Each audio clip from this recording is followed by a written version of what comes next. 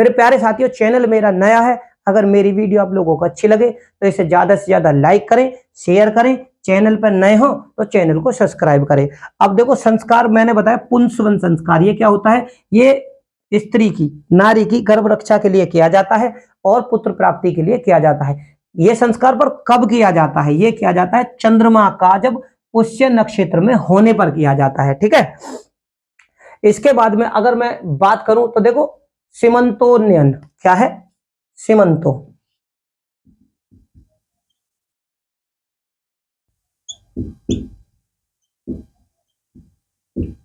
ये जो संस्कार है, इस संस्कार का क्या मतलब होता है?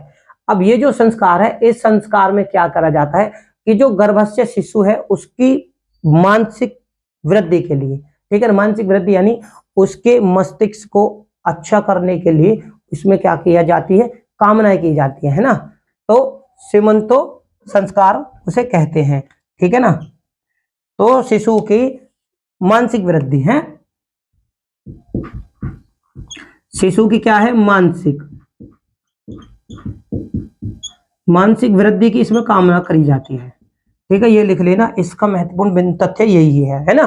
तो मानसिक वृद्धि के लिए ये संस्कार किया जाता है। इसके बाद में अब जब शिशु की उम्र बढ़ती रहती है इसमें, ठीक है ना, पहले वह गर्भ धारण हो जाता है, स्त्री पुरुष का मिलन होता है, उसके बाद उसके गर्भ की रक्षा के लिए और पुत्र प्राप्ति के लिए ये पुंसवन संस्कार किया जाता है। उसके बाद में सीमंतोन्नयन किया जाता है, यानी शिशु की मानसिक वृद्धि के लिए, मस्तिष्क को मजबूत करने के लिए। उसके बाद में क्या होता है? जात कर्म, ठीक है, यानी शिशु इसमें अब बढ़ता जाता है ना,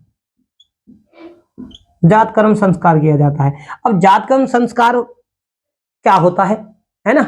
तो जात कर्म संस्कार जो होता है वो पिता के द्वारा अब इसमें क्या है कि जब शिशु मानसिक हो गई, अब यानी कुल मिला के यह है शिशु बढ़ गया, शिशु और ज्यादा विकसित हो गया, विकसित होने के बाद में मान लो शिशु अब पैदा हो गया, ठीक है ना। पैदा होने के बाद में क्या होता है कि पिता के द्वारा शिशु को आशीर्वाद और शहद चटाने का कर्म किया जाता है, ठीक है। तो जात कर्म में क्या है? पिता के द्वारा, ठीक है ना, पिता के द्वारा एक तो उनको दिया जाता है आशीर्वाद, पिता के द्वारा आशीर्वाद दिया जाता है, यानी इस कर्म के द्वारा, जात कर्म के द्वारा शिशु हो जाता है पैदा, एक तरीके से कहिए पैदा होने के बाद में शिशु थोड़ा सा बड़ा होता है तो पिता के द्वारा उसे आशीर्वाद दिया जाता है और उसे शुरू में शहद चटाने का कार्य किया जाता है, शहद चटाना, ये कौन से कार्य है? ये पिता के द्वारा किए जाता है। पर ये आते किस कर्म के द्वारा है? तो जात कर्म के बाद में अब शिशु का और क्या होता है? उसके बाद में देखो, शिशु का होता है फिर नामकरण, है ना। क्या होता है? शिशु का नामकरण, ठीक है। अब शिशु का होता है भैया नामकरण, 16 संस्कारों की बात चल रही है, तो होता है फिर क्या होता है? नामकरण, लिख देता हूं, नामकरण के अंतर्गत क्या होता है भैया? नामकरण का संस्कार होता है शिशु का। अब नामकरण में क्या होता है? आप सभी जानते हैं कि बच्चे का फिर नाम रखा जाता है एक तरीके से, यानी कि उस बच्चे को संबोधित करने के लिए कि भाई इस बच्चे का ये नाम है, वही क्रिया इस नामकरण के द्वारा पुरोहित, यजमानों और पंडितों के द्वारा की जाती है, तो उसे बोलते हैं नामकरण संस्कार, ठीक है ना। इसी प्रकार का जो संस्कार है वो मनु, ठीक है ना, मनु ने वर्ण का द्योतक बताया, यानी कि ये जो नामकरण है, मनु क्या कहते हैं इस नामकरण संस्कार को कि ये जो नामकरण का जो संस्कार है ये वर्ण का द्योतक, वर्ण मतलब जाति का द्योतक, नाम जो होते हैं वो जाति के द्योतक होते हैं, यानी वर्ण के द्योतक होते हैं। इसके अनुसार कैसा होता है? जैसे ब्राह्मणों को अगर ये नामकरण दिया जाए तो वो होते हैं मंगल सूचक, ठीक है ना। क्षत्रिय को दिया जाता है ये संस्कार में क्या है? क्षत्रिय जो होते हैं वो बल सूचक हैं, ठीक है ना। और वैश्य क्या है? धन सूचक। और शूद्र की जो है ना इसमें निंदा सूचक। कुछ इस तरीके से मनु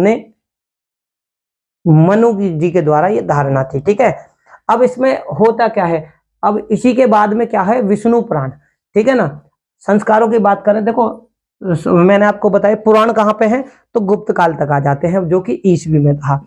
विष्णु पुराण के अनुसार अगर गए तो देखो ये जो वर्ण थे तीनों वर्ण जिनका नामकरण संस्कार में मैंने आपको बात की, तो वर्ण में क्या है, ब्राह्मण शर्मा लगाते थे उस समय, क्षत्रिय वर्मा और वैश्य गुप्ता। शूद्रों के नाम के पीछे क्या था, दास। तो नामकरण में क्या है, शिशु का नाम रखना,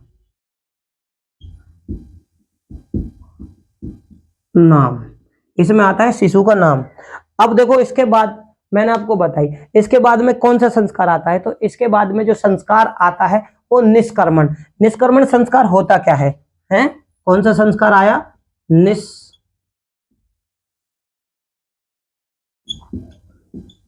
निष्कर्मण।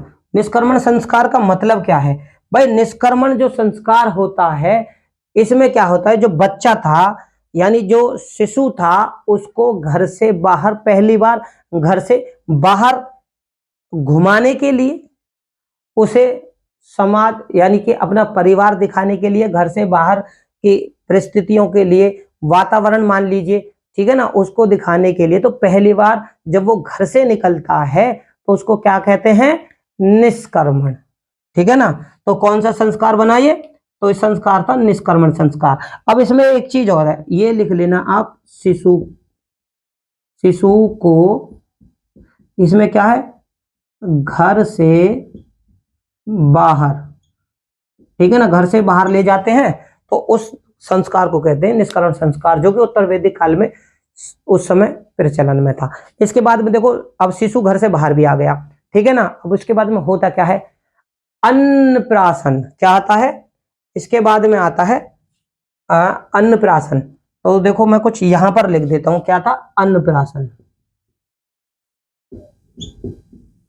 अन्नप्राशन में होता क्या है, ये जो संस्कार है जिसमें अन्नप्राशन किया जाता है, अब बच्चा और थोड़ा बड़ा हो जाता है तो उसे पहली बार अन्न, ठीक है ना, अन्न चटाने का काम किया जाता है, यानी कि उसे अन्न, अनाज, अन्न चटाना मतलब खिलाना,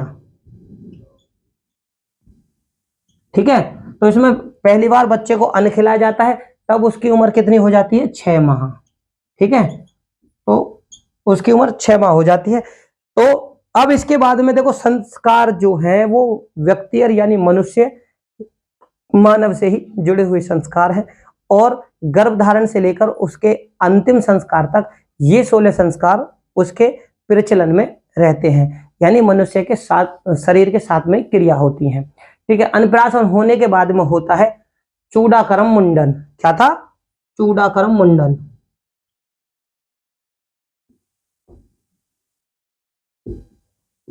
चूड़ाकर्म मुंडन, अब ये कौन सा संस्कार है भाई, ये संस्कार आज भी प्रचलन में है। ये सारे ही संस्कार आज भी प्रचलन में है। इनमें से कुछ संस्कार हो सकता है कि आधुनिक समय के अनुसार कुछों को ये संस्कार नया समझ में आए, लेकिन होते हैं वो आज भी प्रचलन में, बस थोड़ा देखने का नजरिया बदल गया है, ठीक है ना। तो चूड़ाकर्म जो मुंडन होता है वो आज भी होता है, पहले भी था। इसमें क्या होता है, इसमें बच्चे का क्या होता है, केश मुंडन, यानी बच्चे के सिर पे से बाल काट दिए जाते हैं। कब किया जाता है, अब तो वो 3 वर्ष, इसमें क्या है, बाल काटना, बाल काटना, ठीक है ना। कब होता है, तो 3 वर्ष का होने पर, ठीक है ना। तो इसमें बच्चे का जो है ना बाल काटे जाते हैं, ये आप सभी जानते हैं, आज के समय में भी ये होता ही है। उसके बाद में अगर मैं बात करूं, उसके बाद जो संस्कार होता है करण। आज के आधुनिक समय में तो देखो ये देखने को नहीं मिलता, केवल स्त्रियों यानी कि लड़कियों के ही अंतर्गत ये देखने को मिलता है। कहीं कहीं पर लड़कों को भी आज भी ये देखने को मिल जाता है। इसे बोलते हैं कर्ण वेदन, मतलब कान छेदने का कर्म। क्या था, कान छेदने का कर्म, ठीक है, याद रहेगा। तो ये जो संस्कार है इसमें है ना बच्चे का कान छेदा जाता है, ठीक। अब अगर उसके बाद में यानी बच्चा और बड़ा हो जाता है, उसके कान छेद दिए जाते हैं। इसके बाद में बच्चा हो जाता है थोड़ा सा बड़ा, थोड़ा सा बड़ा हो जाता है तो क्या करते हैं उसे फिर गुरुकुल, आज के आधुनिक समय में विद्यालय यानी कि स्कूल, ठीक है ना। कान छेदने के बाद में जो संस्कार होता है वो होता है विद्या आरंभ। क्या, विद्या आरंभ। अब विद्या आरंभ के में क्या किया जाता है, अब सभी को नाम से ही देखो संबोधित होता है कि इसमें बच्चे को क्या किया जाता है, अक्षर का ज्ञान, ठीक है ना, क्या है, अक्षर का, इसमें दिया जाता है बच्चे को अक्षर का ज्ञान, यानी बच्चे को पहली बार का खा ए आ ई उ ऐ ये और उसके बाद में का खा गा गा ये सारी शिक्षा यानी पढ़ने की अक्षरों का ज्ञान कराया जाता है, उसे बोध कराया जाता है और उसे फिर हिंदी वर्णमाला के शब्द सिखाए जाते हैं। इसके बाद ये जैसे संस्कार पूरा हो जाता है तो उसके बाद में आता है उपनयन संस्कार।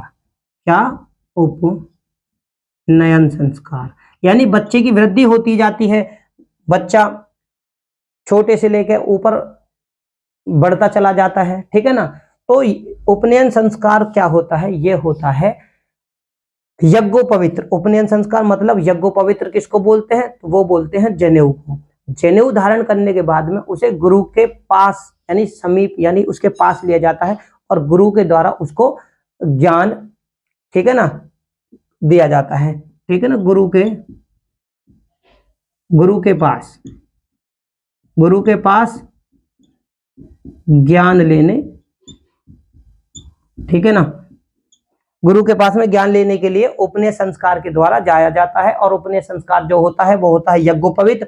यज्ञोपवित्र कौन क्या होता है, यज्ञोपवित्र होता है जनेऊ धारण करना, ठीक है ना। यानी कि बच्चा अब और भी यानी कि विद्या लेने के बाद में जैसे जूनियर की क्लास से थोड़ी सीनियर की क्लास में जाता है ना, तो उसी प्रकार इसके बाद में उपनयन संस्कार के बाद में एक तरीके से वो गुरुकुल शिक्षा के लिए आगे बढ़ता है। और गुरुकुल शिक्षा के लिए इसमें क्या है, इसमें दी हुई है उम्र कि कौन कौन किस किस वर्ण को यानी किस किस जाति को कौन कौन से उसमें कितनी उम्र पर गुरु के पास यानी जनेऊ धारण करने की उस समय जो प्रक्रिया थी। तो देखो ब्राह्मणों को क्या थी, ब्राह्मणों शॉर्ट में लिख दें, ब्राह्मणों को तो 8 वर्ष, ठीक है, और क्षत्रिय को क्या थी, क्षत्रियों को थी 10 वर्ष, ठीक है ना, और वैश्य को थी 12 वर्ष, ठीक है ना, यज्ञोपवित्र धारण करने की। और गुरु के पास में यानी उपनयन संस्कार की जो आयु थी वो इस प्रकार से थी, ठीक है। अब इसके बाद में उनका अगला संस्कार क्या था, ठीक है, उसके बाद में इनका होता था वेदारंभ। क्या था, वेदारंभ। अब ये क्या हो गए, एक तरीके से आप ये समझ लीजिए यहां पर विद्या हो गया यानी जूनियर क्लास, उसके बाद में उपनयन यानी यज्ञोपवित्र लेके उससे थोड़ी और सीनियर क्लास हो गई एक तरीके की, और उसके बाद में क्या हो गया, वेद आरंभ यानी वेद को अध्ययन करने की, वेद अध्ययन करने की, ठीक है ना, वेद को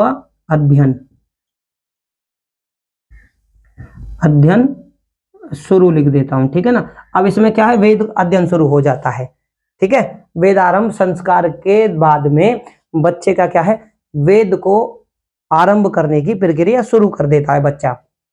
सर्वप्रथम इसका उल्लेख कहां पे है, तो इसका ना व्यास स्मृति में है। ये जो शब्द है ना वेदारंभ का, तो इसका जो सर्वप्रथम उल्लेख है यहां पर लिख दूं, देखो सर्वप्रथम उल्लेख इस चीज का, इसका सर्वप्रथम उल्लेख क्या, व्यास, और व्यास स्मृति, ठीक है, व्यास स्मृति में है इसका उल्लेख, ठीक है। भाई देखो सर्वप्रथम के जहां पर मिलेंगे तो ये क्वेश्चन क्या है, पेपरों में पूछे जा सकते हैं, ठीक है ना, इसलिए वो हम सभी चीजें आपको बता देते हैं। और उसके बाद में वेदारंभ में सबसे पहले प्रक्रिया क्या करते हैं बच्चे, तो गायत्री मंत्र का सबसे पहले मंत्र गाते हैं। क्या, अगर वेदों का प्रारंभ करें ना वो, तो इसमें करते हैं गायत्री मंत्र शुरू। तो क्या था, गायत्री मंत्र, ठीक है, ये लिख लेना। सबसे पहले गायत्री मंत्र का ही क्या कहते हैं उच्चारण शुरू होता है, ठीक। उसके बाद में देखो क्या है, समावर्तन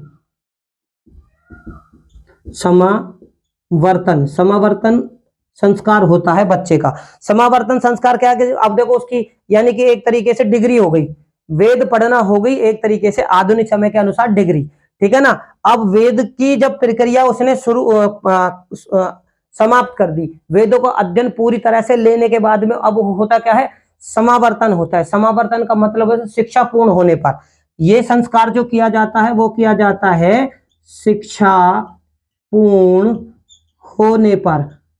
होने पर किया जाता है ये संस्कार। और इस संस्कार में क्या चीज की जाती है? इस संस्कार में क्या है कि देखो, इस संस्कार में जो मेघचरम था और जो दंड धारण करते थे, एक तरीके से डंडा, ठीक है ना, वेदों में डंडा, तो उसको जल में फेंक कर घर लौटना होता था। ठीक है, सुनो क्या, ये घर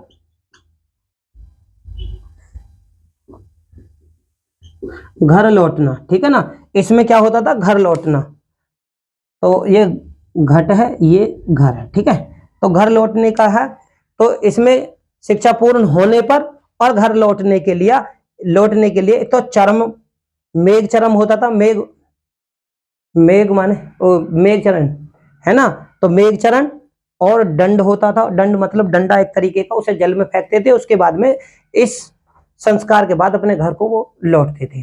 अब लौटने के बाद यानी बच्चे की उम्र और भी ज्यादा हो गई, ठीक है ना, वेद के बाद में वो एक तरीके की डिग्री, मास्टर डिग्री लेकर समावर्तन संस्कार करता था और अपने घर की तरफ लौट जाता था।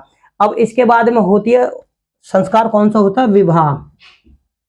विवाह संस्कार। विवाह संस्कार कब होता है, जब वो 25 वर्ष का हो जाए, ठीक है ना, 25 वर्ष का होने पर होता है, यानी कि अब वो क्या है, गृहस्थ आश्रम में प्रवेश करता है।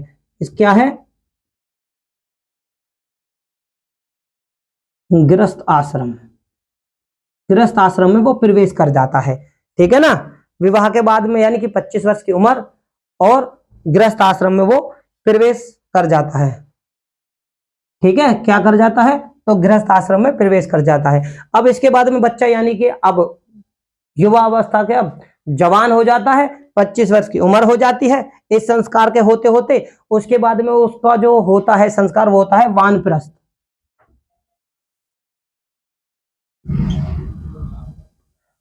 वानप्रस्थ, अब वानप्रस्थ कहाँ है, कहीं कहीं पर देखो ये वानप्रस्थ है, कहीं कहीं पर वानप्रस्थ, ठीक है, कहीं कहीं पर ये दिखाएगा। तो इसमें क्या करता है, इसमें हो जाती है इस प्रक्रिया को करते करते, वानप्रस्थ क्रिया करते हुए उसकी उम्र हो जाती है 50 वर्ष, यानी कि अब जो मनुष्य है वो बूढ़ा हो जाता है। और वानप्रस्थ का मतलब है वन की ओर लौटना, यानी अब वो गृहस्थ आश्रम से होने के बाद, गृहस्थ आश्रम से पूर्ण करने के बाद वन की ओर लौटना,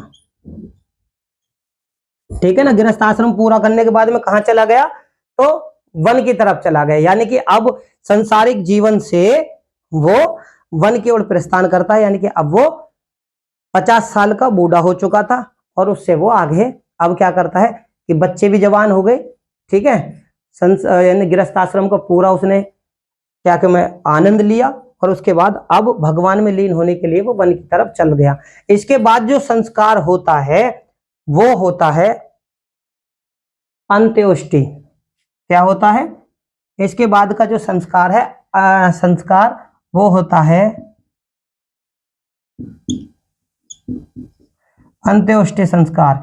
अंत्योष्टि संस्कार मतलब, अंत्योष्टि संस्कार जो होता है वो होता है दाह संस्कार।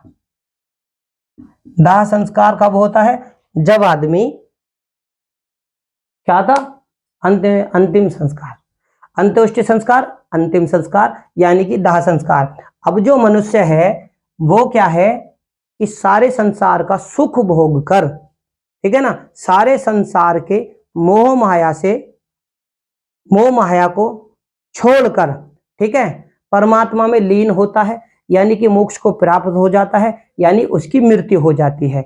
और मृत्यु होने के बाद में उसको क्या किया जाता है, अंतिम संस्कार यानी अंत्येष्टि की जाती है, जिसको बोलते हैं दाह संस्कार। तो इस प्रकार मेरे प्यारे साथियों, ये सारे संस्कार आज के आधुनिक समय में भी देखने को मिलते हैं और प्रचलन में भी हैं। तो ये जो संस्कार थे, ये उत्तर वैदिक काल के सामाजिक जीवन के अंतर्गत होने वाले संस्कार थे, जो कि आज के आधुनिक समय में भी देखने को मिलते हैं। मेरे प्यारे साथियों, पेपरों में सामाजिक जीवन के, सामाजिक व्यवस्था के अंतर्गत उत्तर वैदिक काल से जो भी महत्वपूर्ण तथ्य थे वो हमने आप लोगों से साझा किए। मुझे नहीं लगता सामाजिक जीवन से मेरी पिछली वीडियो के माध्यम से आप देखना कि सामाजिक जीवन पर जितने भी क्वेश्चन पेपरों में पूछे जा सकते हैं वो सब हमने आप लोगों से साझा किए।